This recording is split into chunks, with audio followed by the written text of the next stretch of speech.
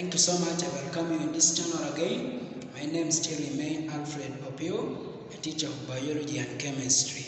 Last time, some of you asked me a very important question, and that question is about the empirical formula. And that has made us today to come such that we look at the empirical formula.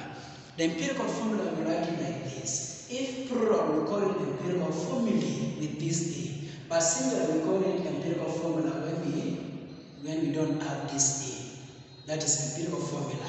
That when we have this empirical formula, that means it is plural, but formula with A, that is singular. Now, by definition, empirical formula is the simplest formula of the compound which expresses the ratio in which different atoms present in one molecule exist. Now, it is that simplest formula that will express the ratio in which different atoms, those atoms which are present in one molecule of a compound do exist, is what we're calling the empirical formula. Now today in this video, I want to show you the simplest way of how to calculate the empirical formula, given maybe the percentage composition or composition by mass. Now, if you want to calculate the empirical formula, you need to follow these steps here. Step number 1, you need to identify the elements which are present. You identify the elements which are present. You know elements.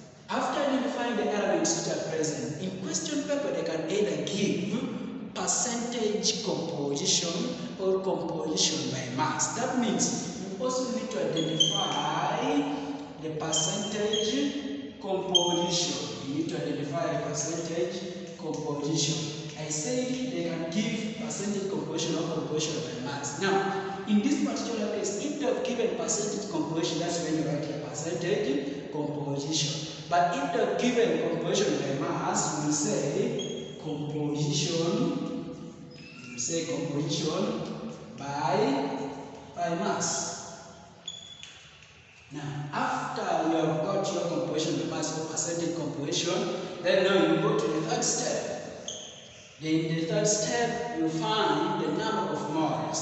You find the number of moles. The third step, you find the number of moles. How do you get the number of moles? We find the number of moles by dividing the percentage composition by the atomic mass of that particular element. That is how we get the number of moles. Then the fourth step is what we are calling the mole ratio. It's the mole ratio. If you want to get the mole ratio, you divide your moles that you have gotten here with the simplest mole that you have obtained after calculating the number of moles. Then from there, after you have got the mole ratio, what you have got there will be the empirical number. Write down the empirical. Write down the empirical number. Write down the empirical number. Then after writing down the empirical number, now you conclude. That will give us the empirical formula. For example, a question may ask you that a compound, calculate the empirical formula of a compound that contains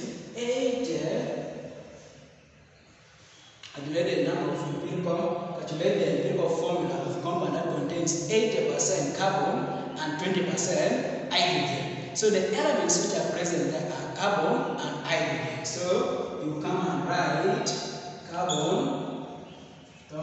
carbon, which is C, and hydrogen, which is H. These are the elements present. Now in the question, they have given us percentage composition, not composition by mass. Therefore, you come, you have this one here. So what have been given is percentage composition, which is 8. Then here is what? 20. You have gotten percentage composition. Then now you go to number of moles. We say number of moles, you divide the percentage composition by atomic mass. You want to get the number of moles. For example, you say 8 divided by 12. Then here 20 divided by 1. What's the answer here? When you press in your calculator, you get 6.7. Then here you get 20. The 6.7 and the 20 are the number of moles that you have got. Then the fourth step is mole ratio. I said if you want to get the mole ratio, you divide all these moles by the simplest mole. Like here, the simplest mole or the smallest mole is 6.7. You divide all through by 6.7. 6 divided by 6.7. Such that here you get 1. Then here you get 3. So this is the empirical number 1 and 3. Then when you conclude and say, therefore, empirical formula,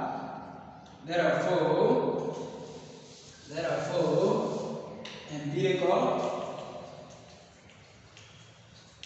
formula is C. What's under C? 1. But we don't write 1. Then H. What's under H is, this is the empirical formula. There is silent one here that we don't write.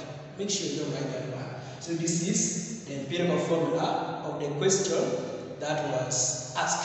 Another one, I want to give you another question. Then we end there. The question is saying,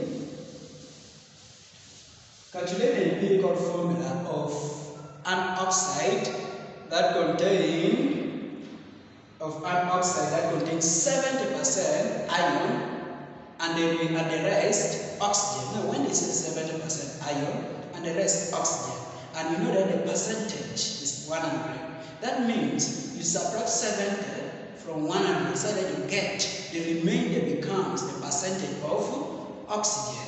Now, the elements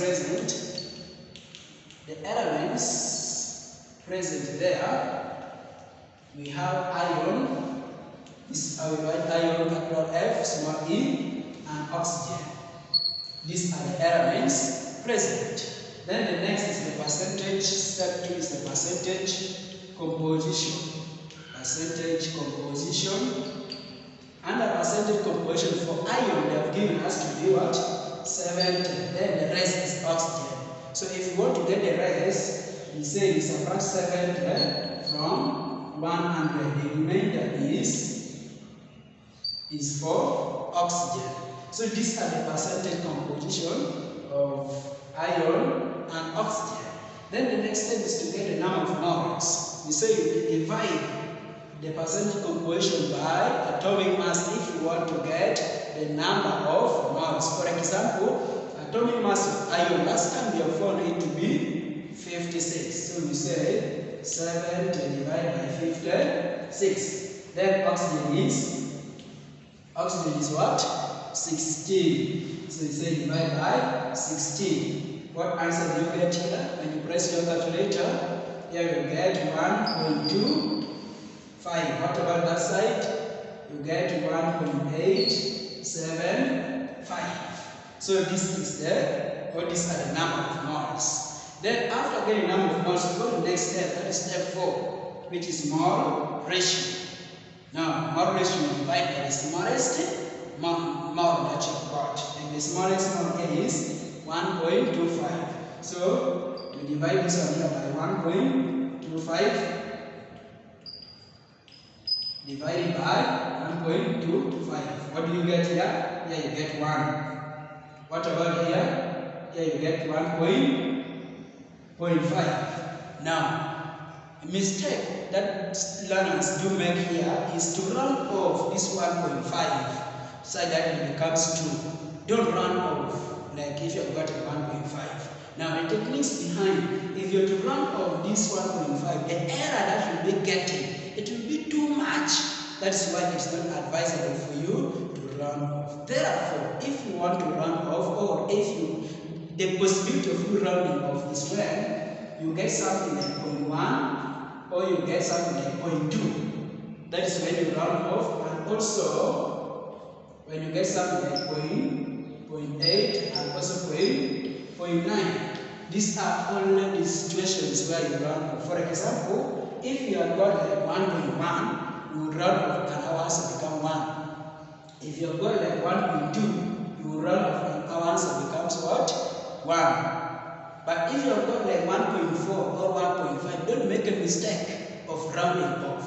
Maybe you round off again if maybe if you have got like 1.8, we'll round it off to be 2. Or we have got like 1.9, we'll round it off to be what? 2. But in this particular case, you have got 1.5. Do not round off. If you round off, the errors will be too high. Now, what do we do here? You look for a number that when you multiply it by this, you get a whole number, or a whole number of this kind here, where you can now round it off. For example, the fact there is 2. And now when you got like 2, multiply it throughout. Multiply this one by 2, multiply this one by 2. So the answer here is 2, then the other side is what? 3. Then now you conclude and say empirical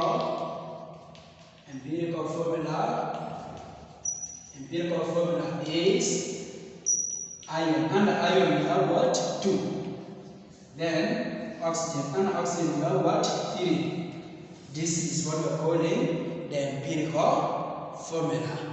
So we have done this example, which is consisting only the percentage composition. But don't forget, I told you that they may even give the mass composition or composition by mass. Try this question here. Calculate the empirical formula of a compound. Calculate the empirical formula of a compound consisting 52 grams of zinc. This is 52 grams of zinc, comma 9.6 grams of carbon, and 38.4 grams of oxygen. So the answer, your last answer, your empirical formula should be zinc carbonate. Your empirical formula should be zinc carbonate. Try it out. We are going to stop here. Thank you so much. I wish you well. Make sure, don't forget to like, subscribe, and share with your friend. Thank you. Bye-bye.